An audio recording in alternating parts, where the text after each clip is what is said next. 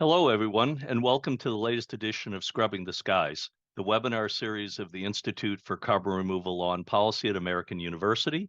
As always, I'm your host, Will Burns, the co-director of the Institute. As anyone who's followed the recent debate within the Framework Convention on Climate Change and the potential role of carbon removal under the rubric of Article 6.4 of the Paris Agreement knows, the concept of durability or permanence remains highly contested. This is obviously also an extremely important issue in the context of voluntary carbon markets, as we seek to both encourage certain non-permanent approaches for their potential climate benefits as well as co-benefits, as well as encouraging more durable solutions. Our guests today are from Nori, a carbon removal marketplace focused on soil carbon sequestration. They are also two of the co-authors of a new white paper that seeks to square the circle of the role of short-term and long-term carbon removal approaches by proposing a so-called blended tonne approach. So first of all, let me introduce initially both of them. First, Radhika Moolgavkar, who is head of supply and methodology at Nori, and Rick Berg, who's the carbon methodology R&D lead. Welcome to both of you. So we'll begin with a brief intervention by Radhika, followed by some initial questions by me, and then we'll move to audience Q&A. So feel free to start populating the box, and we'll get as many questions as possible in our allotted hour. And with that, Radhika, the floor is yours. Yeah, thanks, Will. Thanks for having us on the webinar. We're really glad to join you. First, a little background about Nori. As you mentioned, Nori is a carbon removal marketplace. We launched in soil organic carbon, though we're carbon removal agnostic, and our goal has always been to support all types of carbon removal methodologies. Our founders, I give them a lot of credit. They started the company 6 years ago when carbon removal was just a glimmer in some people's eye, and most people were not really thinking about it. And when they launched, there weren't a lot of options, and soil organic carbon made a lot of sense because it was well understood in terms of the types of interventions that were needed. Regenerative farming was, established technology, if you will. They did not want to go into forestry, which was a bit saturated and had a lot of people and a lot of interest. And so a lot of, when they started, it made a lot of sense to start in soil organic carbon. And their original thesis was, throughput was the most important thing that you could do to accelerate or decelerate climate change, I guess. Come fast forward 5 years and the landscape looks a lot different, right? So now there's a lot more conversation around the use of different types of carbon removal technologies. The advent of advanced market commitments within the space has really allowed a whole ecosystem, I think, of new types of technologies and startups to blossom more quickly than we would have anticipated 6 years ago. And so, Nori, which I had mentioned earlier, which has always been carbon removal agnostic, wants to pivot to kind of acknowledge the changes in both the science and the marketplace and the technology. But also, we don't want to lose sight of the fact that soil-based, nature-based solutions play a pivotal and important role even today because they are the carbon removal solutions that are available. And so we want people, and I think you and I have talked, Will, that, there's this real bifurcation happening within the space, and we just don't agree with that. We think that there's a way that both types of carbon removal, if you need to create two types or two large buckets, can and should succeed within the system. And so from that, we came up with this idea of the blended tonne. And as a quick overview, and we can dive into more details as you ask questions, the blended tonne is this idea that you have nature-based solutions available today, what we call fast carbon solutions, of which we obviously have soil organic carbon credits. They are necessary to kind of put the pause button on climate change. But we also know that they don't meet the net zero requirements because they don't have the durability that equates to the slow carbon cycle, which is the second piece of the blended tonne, which are the, carbon that's released through fossil-based emissions. Unfortunately, those types of carbon solutions, if available at all, are available at very small scale today, but really are not going to be available for another 5 to 7 years. So we've created this product, which is a combination of a fast carbon, or a soil NRT in our case, which is got 10 years of permanence, that overlaps with a slow carbon cycle product, which we assume would come on in 2027 to 2028, sometime that time frame, to create a product that we believe is net zero compliant, meets the current needs while also providing for future needs, and also hopefully causes people to enter the marketplace, because the barrier to entry is a lot less. They don't need to do all the work of understanding various projects. We do it for them. So with that, I will pause and I will let you dive into your questions. All right. Thank you so much for that, Radhika. Well, you answered most of my first question, which is why to develop a product of this sort. And we can talk a bit more about in a little bit about why you think some of the alternatives might not make sense. But let me ask Rick an initial question about methodology and terminology. So, as I understand it, and correct me if I'm wrong, you divide the approaches up into two broad categories, right? Biological and geological, and argue that biological approaches are more on the short carbon cycle, and geological on the longer one. But I didn't see any mention of macroalgae, for example, which some claim, potential storage of 1,000 years or more. Would that be an exception within the biological category that you would deem to be more of a long-term carbon storage option? Yeah, I really like this question. This really gets at the fuzziness that you encounter when you start categorizing all this wide diversity of CDR methods into two buckets or just a few buckets, right? The short answer is yes. I think macroalgae sinking can count as slow carbon, essentially. But to go back to the terms biological and geological, geological in the white paper is used kind of in the general sense, which includes forms of long-term ocean storage. I think that language could potentially be tightened up in the white paper or clarified more. And I think this is a good time to plug our GitHub. So with the white paper, we published that on GitHub. And we did that in order to allow people to give feedback. So if people are reading the white paper and come across any questions, come across any language that might be, not completely clear, not precise, or anything like that, please put feedback in there. That's why we did it. We'd love to get as much as possible. But going back to your question, really, as you indicated, and as we go into further in the white paper, the two buckets we're really trying to get at is kind of the slow carbon and fast carbon cycles.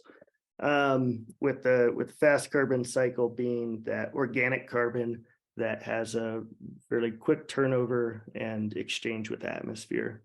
And slow carbon is either other forms of more stable carbon, or carbon that's stored in reservoirs that don't exchange with the atmosphere as easily. So what we're really talking about here, I guess, is along two dimensions, is kind of the form of carbon, whether that's organic carbon or some form of inorganic carbon, and the storage reservoir, and how easily that exchanges with the atmosphere. Those are by far the two main components that contribute to permanence of any carbon and CDR solution. With macroalgae, macroalgae is sort of a special case because on the form of carbon, it's organic carbon, which even when it's sunk into the ocean bottom waters to the abyss, it will likely turn over relatively quickly. But down in those ocean bottom waters where that turnover is happening, that water doesn't reach the surface again to exchange with the atmosphere for many hundreds of years or longer. And so in that sense, yeah, macroalgae, I would say it's a bit of a special case, but I would put it in the slow carbon cycle as long as it's cited correctly and everything's done well. And thanks for that. Radhika, could you go into a bit more detail of what you'd contemplate the logistics of this would look like if you were a purchaser, for example, in the market, and you were queen for the day and get to mandate this? What would a blended ton approach look like from the standpoint of both sellers and buyers of carbon credits in the future? Yeah. If I was queen for the day, Will, you might be scared what I do. But in True. related to just this, this is actually where we think the white paper could use the most number of comments. So I would certainly encourage people to come to the GitHub. But what we're considering the governance piece, right? And I think that is the piece that's hard still to articulate because there are things missing. But if I were queen for the world, the way it would work is we would create a blended ton. I am going to use DAC for shorthand for the slow carbon piece, but it's certainly not limited to that, to be clear. Somebody would come to our website, they would be able to purchase a blended ton of which, $20 would be the value of the NRT. Let's just say $400 would be the value of the DAC because that's kind of approximately the average. So they'd pay $420 for a ton of carbon. And then there'd be a transaction fee to Nori on top of it. Immediately upon purchasing that, they would own the NRT. The other piece would be not owned because obviously it wouldn't come online for a few years. So to protect both the buyer and the seller, we are thinking about different insurance mechanisms and the like to, mitigate the delivery risk. But in a perfect world, essentially some portion of that money would go maybe into an escrow account or something of that nature, which would be released to the supplier as milestones were hit, kind of like what Frontier does. And then upon delivery, the remainder of the money would be given to the supplier. There are obviously a lot of nuances within that. And what we are trying to do in creating some solution like that is bundle enough types of products. So we will have to work in partnerships. We'll have to work within the larger carbon removal ecosystem, and that includes insurance and probably working, through capital financing. But what we hear from the suppliers, right, is they need contracts of some sort that allow them to do their capital financing so that they can build and scale what they're doing, which eventually drives down the cost. So you're like in this chicken and egg piece. So what we want to create is a product that is available for them to do that without creating a futures of any sort, to be very clear. We don't want to get into the futures market. So some sort of forward contracting, as everybody here is familiar with. On the flip side, we want to mitigate the buyer risk of non-delivery, which can happen for a whole host of reasons, right? You have startups, they could fail. The technology could fail. They could just miss some milestones and be delayed. So that's how we're thinking about it. But I'll be honest, just when I say that that is the piece we are focused on in the next 6 months. And we've started some really interesting conversations with people that we hope will percolate into something bigger and broader. And I would say when we did our initial outreach, when we were developing this paper, that was the question we got the most, is how do you ensure both the buyer continues before they make their net zero commitment, and how do you ensure a supplier delivers? And those are great questions. And that is, like I said, where we're going to be going for the next 6 months and trying to figure it out. Yeah. Well, again, I think this is a good opportunity for the hive mind of the CDR community to mobilize on this, right? Because it's obviously not an issue that's going to go away. So let me ask you a follow-up question, Radhika. So in the recent discussion by the parties to the Framework Convention in Paris on what role removal should have in 6.4, including the information paper, there's been discussion of ways to address the issue of short cycle carbon removal, right? And two of the most popular ones are vertical stacking, right, where you're purchasing contracts in the future that stack to try to create a semblance of permanence, and then horizontal stacking, right, where you're simultaneously purchasing a number of non-permanent options to get to the equivalent of a ton. You impliedly don't seem to buy that those are a viable approach to this, or do you think they also have a role in conjunction? What's your feeling about vertical and horizontal stacking? But I'll start in that I think personally, we're open to any type of solution set that is out there that makes sense. And so I would never say I'm against horizontal or vertical stacking. I think horizontal stacking bumps closely into ton-year accounting. And I think, personally, Nori, we didn't have any issues with ton-year accounting. However, the broader marketplace seems to have, at least in the short term, not felt comfortable with it. So why I think we were thinking you don't need to delve into a fight where maybe you have a different solution that achieves some of the same goals. But I would say I don't personally have an issue with horizontal stacking. Same with vertical stacking. Like, it's a really interesting and I think profoundly, probably effective way. However, they're not available, like the engineered solutions aren't available right now. So you still have to do something to think about the next 10 years when they aren't available. I would also say that much like what we're facing in the blended ton, there are the challenges of governance in either one of those situations. Like, how do you make sure you continue the horizontal stacking by the buyer, or how do you ensure that the vertical stacking, that delivery happens?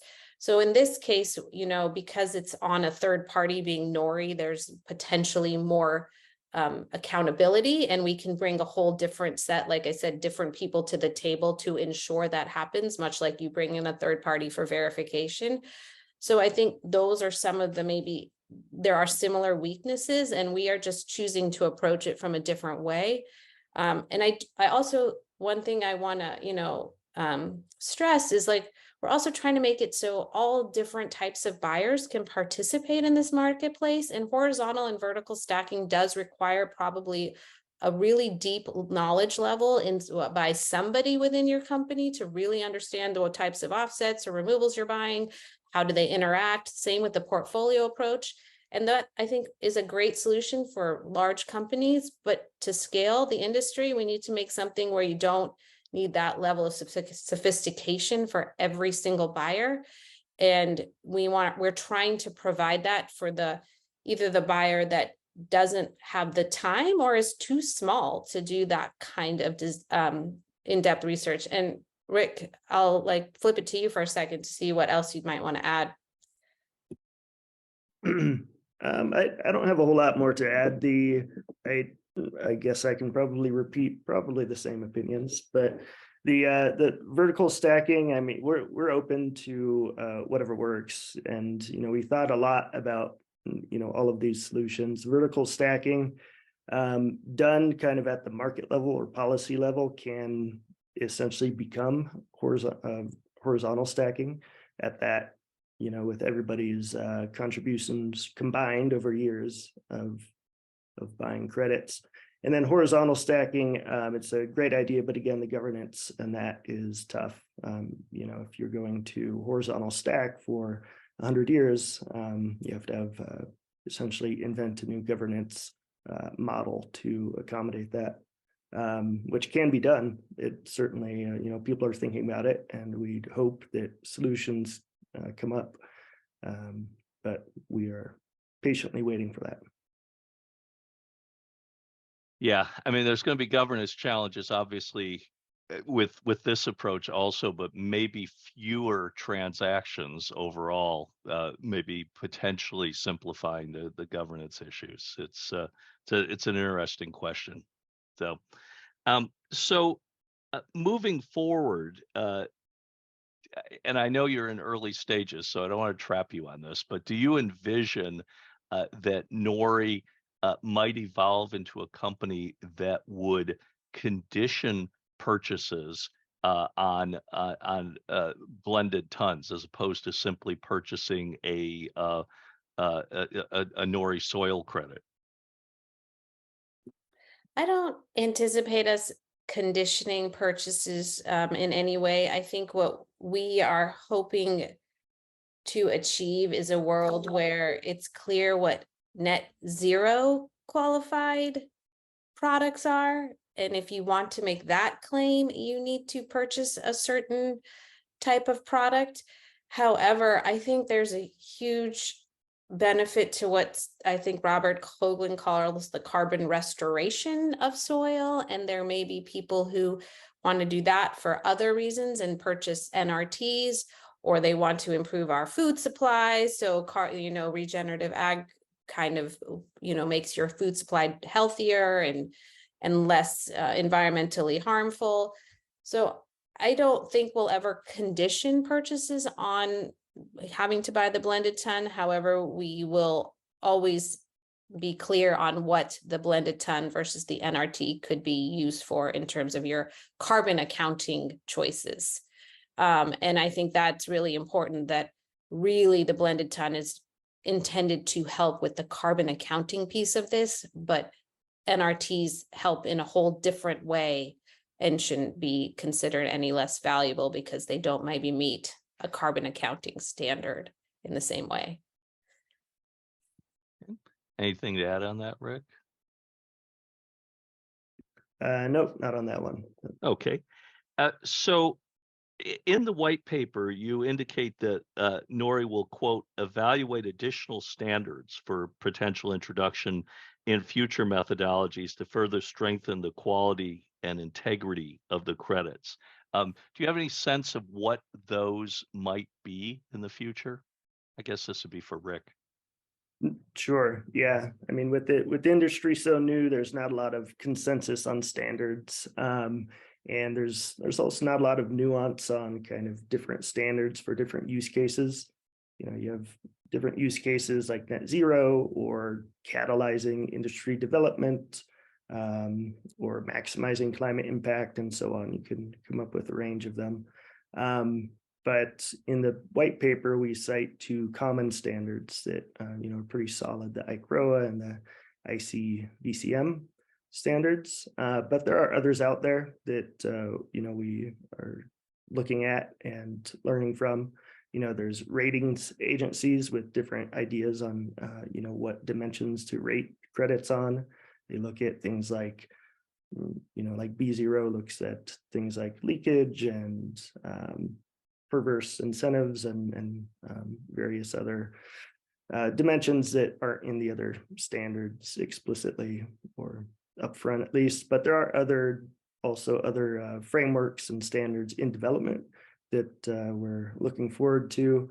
The E-Liabilities Institute is releasing their own framework and standards and such. You mentioned Article 6.4, what's going to come out of there.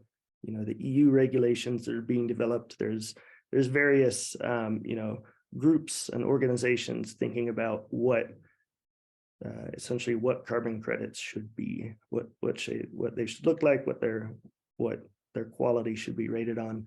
And we're considering all of those. We're learning from them, and we'll be using those in our criteria as well. The basic goal is just to have transparent crediting with a real measured impact, and while also accounting for environmental and social safeguards. And okay, all right. So Radhika, what's the next step in this process, and what's your contemplated timeline for kind of rolling out this blended ton concept?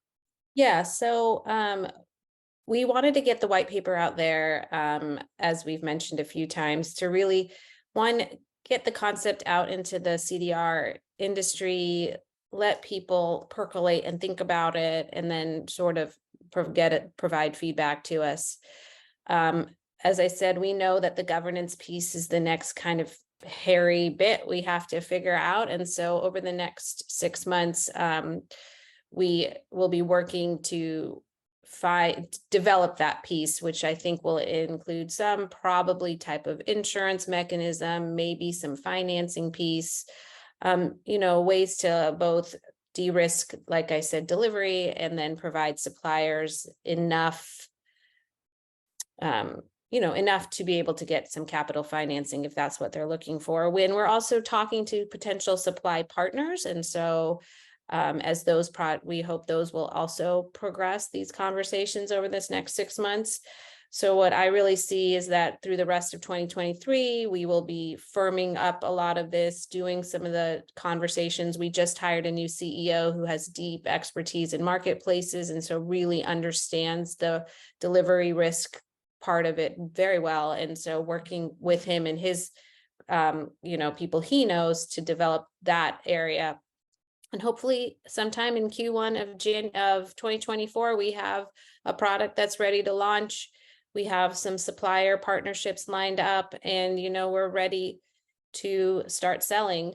I think another piece that's really important that we have to start focusing on is also what sales look like. What are people willing to pay? And I think everybody identifies that as a risk to the blended ton, but it's really a risk to the general CDR landscape. Any permanence, the bulk of the price of this is not what we are doing right now. It's what is sort of the price of the permanent carbon removal credit. So anybody who's interested in this space has to figure that piece out. And so it's like, again, that chicken and egg, how do you get the capital financing to drive the cost down when the cost is so high to start with? So, and not everybody's interested in doing catalytic funding, but maybe if there's some backstops to the risk, there'll be more people willing to do the catalytic funding. And, we can see as we've been out there, a lot of people are thinking in this space, so they may not be as visible within the CDR community.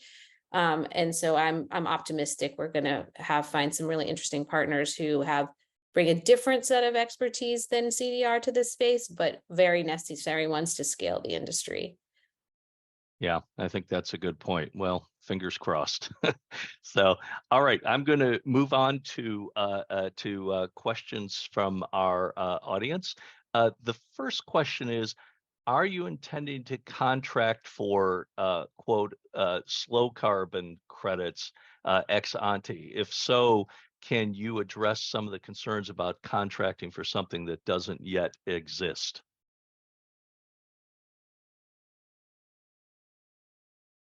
Answer, because again, it goes into that governance piece we've talked about. Yes, of course, we're going to have to contract for ex ante slow carbon credits, except outside of maybe biochar, right? They don't exist at scale in any meaningful way. This is where the way we structure the contracting of delivery and how we structure the insurance will play a really important piece in ensuring that the risk to the buyer is lower. And we imagine that there will be people who have a higher risk tolerance and may be willing to put their money out there and not have as much insurance. And there'll be people who have a lower risk tolerance and will want more insurance. So those are all details we haven't figured out, but definitely something we've considered and know is a priority for us to determine how to move forward. And I would also say, right, this is V1 of what we're doing. And so we imagine that V1 will be like the NRT was. It'll be a huge learning experience, and then we'll iterate and change it as more of the ecosystem grows and more of the the cost curves should come down. So hopefully, and the risk of delivery should come down, because in 4 to 5 years, the hope is some of these people are up and running and actually successful businesses with all the different policy and financial incentives that are coming online. So this is, to be clear, a short to medium term time frame. Basically, the lifetime of Nori, maybe a little bit less, where we expect some of these issues to exist. Yeah, one thing I was curious about, Radhika, is a couple of times you referred to the role of insurance in this context. In your experience, does that instrument exist at this point? Is that something that would really have to be developed whole cloth? Because I haven't heard about insurance companies that have really been talking about this kind of insurance mechanism. We've talked to one or two insurance companies that maybe aren't out there publicly talking about it, but they've read the white paper and like this is, and they tell us this is exactly kind of how we are thinking about the future state. Uh-huh. So I do think, like I said, there are thoughts out there. It's just not like necessarily made public, probably because there's not yet been an opportunity to really demonstrate it. So yes, I think it's out there. No, I don't think it's well developed, and I think that that's where the opportunity lies right now. Yeah. Yeah, it's an interesting question for me because I'm wondering what kind of premium would be set, right, for something like this. And given the fact that we're already talking about the economics of purchasing a blended ton being daunting, right? How much an insurance aspect adds on to it. Though I guess people have buffers at this point too, so there's already additional costs in here. But it'll be interesting to see if the insurance industry jumps into this, what premiums look like in this context and what impacts that might have. CEO and I have talked about that, like, is a real interesting conversation. What we do know is that when we talk to insurance folks, this is a risk that they can like model. They actuarially can figure it out. So they're interested in the space because it is something that they can do. Then the question becomes obviously the cost. So at least part one, we feel good about that. There are people who are interested in getting into this space. You're not talking about building a brand new industry within the index in insurance, within insurance right now. But the cost, yeah, it's a good question. But I think you can, any new industry goes through this, like battery electric cars, right? Tesla, 5-10 years ago, who would have thought, like, who's going to buy that? But there were enough people willing to, and now, at least in where I live, every fifth car is a Tesla. Mm-hmm. So So next question, back to the oceans. Given that ocean carbon also has fast and slow carbon cycles, and given that ocean carbon is still relatively nascent compared to soil carbon, do you think that incorporating the blended ton concept in ocean CDR might lead to faster acceptance of the framework? I think I can take this one.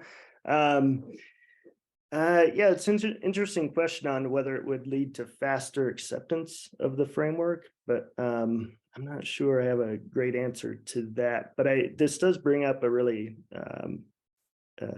interesting point in that there are different combinations you can do with this, right? So right now we have the NRT, and that can be paired with essentially what's termed like a permanent ton.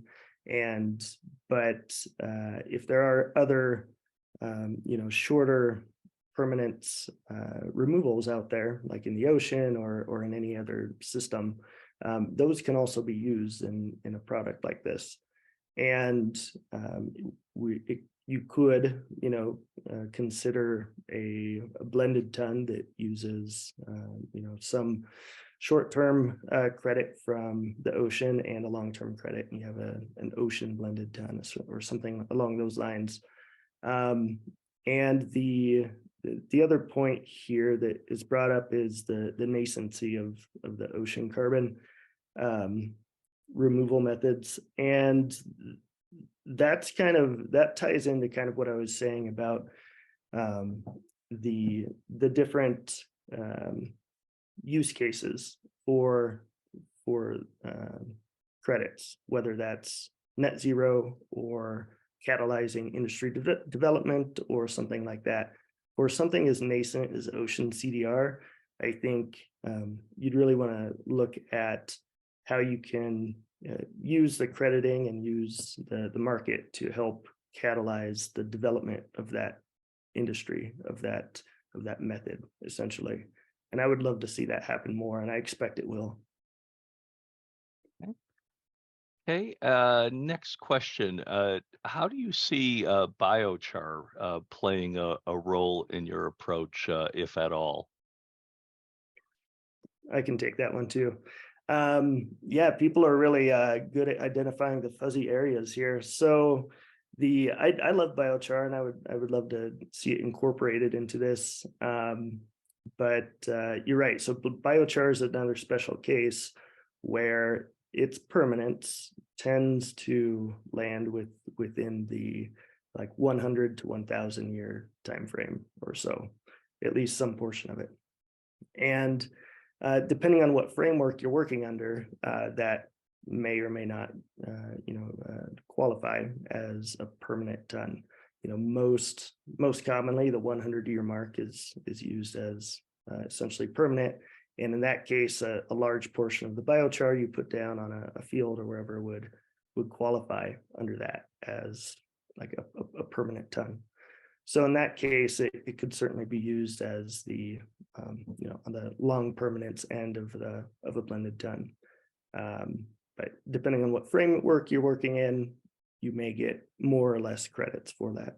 Another really interesting thing with biochar is that some portion of it, again, kind of like we were just talking on the last question, was some portion of biochar is shorter permanence and another portion is longer permanence. And so you could consider, that first 30% that decays in the first 100 years, you could consider some portion of that 30% as possibly a shorter permanence crediting. But then the longer permanence piece of it would then be the permanent ton. Mm-hmm.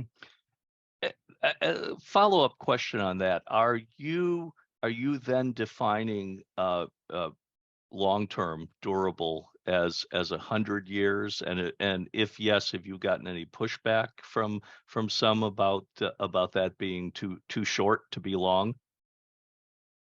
I don't think we've explicitly stated what that might be. Mm-hmm. And it really depends on the framework we're working. The buyers are working under essentially what, if they're working under a specific net zero framework that specifies 100 years, or, if there's a compliance market, if, Article 6.4 decides on 100 years or the EU regulations, then, 100 years would be completely acceptable. But if the industry does end up landing on 1,000-year permanence as the only thing that qualifies as a permanent removal to equate to one emission essentially, then we would essentially need to go that way. Yeah. Well, industry, of course, may opt for a shorter period being permanent, right, than what the scientists tell us. Ultimately, do you think Nori would take a position in marketing blended tons on how many years would constitute permanent, and then on what basis? Yeah, I mean, if we incorporate something like biochar, we're going to have to make some kind of statement on that. I don't know if we would be essentially tying ourselves to any particular framework or market, like tie ourselves directly to the Article 6.4 or to some other regulation. From a scientific perspective, I mean that number, whether that's 100 years or 1,000 years, it's not really a scientific question, to be honest. It's more of a policy question on what time period essentially can we reasonably set policy over. And so because CO2 that stays in the atmosphere, some portion of it for hundreds of thousands of years, and I don't think anybody's pushing for a 400,000 year mark as the requirement to be considered permanent. So it's really a policy question on where that lands, and I think as more regulations and compliance markets come out, that'll probably be the driver for where that number goes. And so presumably the driver for where Nori would set it too, right? Yeah, I think what Rick and you are like haggling or like conversing around is this like very difficult piece of what we're dealing with, which is the uncertainty of the different standards, right? Mm-hmm. We don't want to be standard setters, I think is Right. kind of what Rick is saying. We Yeah. want to do what's best from a science perspective, but we're never getting to the true zero mark under science. So then the next best thing is the right standard, but standards are all competing right now. And I think Right. one of the greatest gifts we could give to the CDR industry is a harmonized standards body, Hmm. which doesn't exist. And so for us, we're in an awkward position, to be quite honest. Like if one buyer says, hey, under IPCC, it's 1,000 years or it's 100 years. And then they say, but hey, under science, this another standard's 1,000 years. We're not in a position to litigate that, I guess. So we're caught in it, but we're not the ones who want to create the standards. We want to work with the best standard we can find. And until there's harmony within the system, we're going to have to deal with all of them, I think. And you're right. I think corporates some are going to choose the ones that are most beneficial and easiest, and some are going to go for the hardest. And we're waiting to see, just like the rest of the industry. Yeah, it's going to be interesting to watch, and I can understand why companies are struggling with that, right? Given the multiplicity of standards at this point. So do you have any parting thoughts about this process as we get ready to wrap up? Like, just generally, the process has been, for me, really fun and exciting. I'll let Rick give his thoughts. It's nice to be able to innovate and to provide maybe something out into the marketplace and into the industry that people are excited about, can see value to, and we think can really help maybe move the industry forward in a meaningful way. And the questions that we are wrestling with are, I think, ones that the whole industry also has to think about. So that brings me a lot of joy to be part of that. And so it's been fun. It's not easy, but it's fun, and it's also nice to be doing something that I feel like generally is accepted, even with the open questions that we all acknowledge. People have been very warmly appreciative of what we're doing, and it's nice. Rick? Yeah, I've really enjoyed this process of thinking about how this product might look and the different combinations we can make with it. I think it's really just a starting point, and I think there's a lot more that can be done with this concept and growing out from it. And it really is a work in progress. So I guess one last time I'll plug the GitHub with the white paper and encourage people to give feedback on it. We would love to get as much feedback as possible there. And if you navigate to that, there's instructions on how to give feedback on GitHub if you're not familiar with it. And we're looking forward to developing this more over the coming years. Yeah, I'd strongly encourage that. I mean, if you looked at some of the initial comments when the framework convention was soliciting those for the 6.4 debate, in my opinion, there wasn't a whole lot of weighing in on accounting issues, which of course are, esoteric and abstruse and not that sexy, but at the end of the day are critical. And I think this is another opportunity for us to be looking at those issues in earnest, that can be helpful for both the voluntary carbon market and the compliance markets, right? That are coming both under Paris and in the EU and in other places. And so I think I really thank you for getting this discussion going again, and encourage people to definitely weigh in. And with that, I'd like to thank Radhika Moolgavkar and Rick Berg for joining us today. And for our audience, as always, please come back. We anticipate having a couple of webinars in the dog days of July, and we hope you will join us. And with that, I will say goodbye to everyone. All right. You're very Thanks, welcome. Thanks, everyone. Bye now.